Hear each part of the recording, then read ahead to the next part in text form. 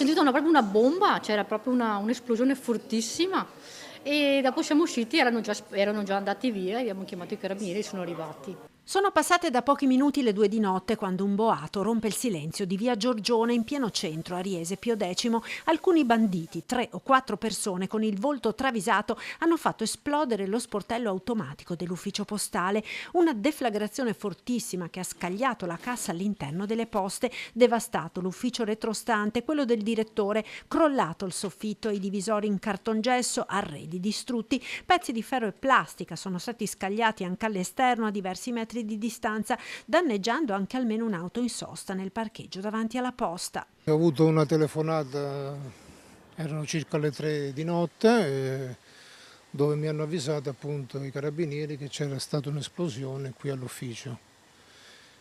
Sono arrivato qui e è successo quello che è successo. Sicuramente si tratta di una banda di professionisti che hanno agito in modo fulmineo, facendo esplodere lo sportello senza danneggiare le banconote all'interno, circa 25.000 euro. Arraffato il bottino, i malviventi sono scappati. Alcuni testimoni hanno visto un Audi di colore scuro allontanarsi a tutta velocità in direzione di Vallà, ma in una via laterale è stata notata anche un'altra vettura ferma con i fari accesi, forse la seconda auto usata dai banditi per coprirsi la fuga.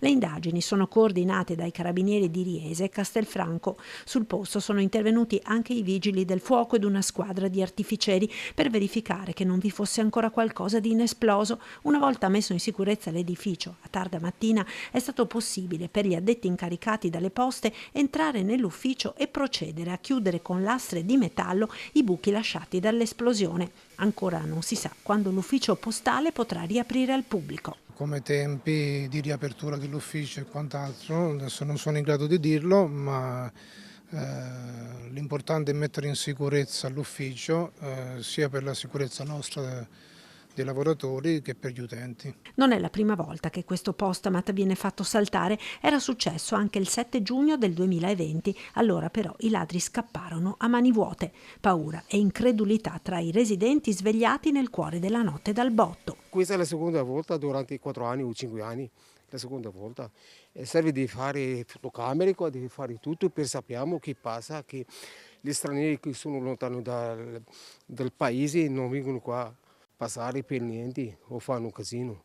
Comunque incredibile vedere queste cose.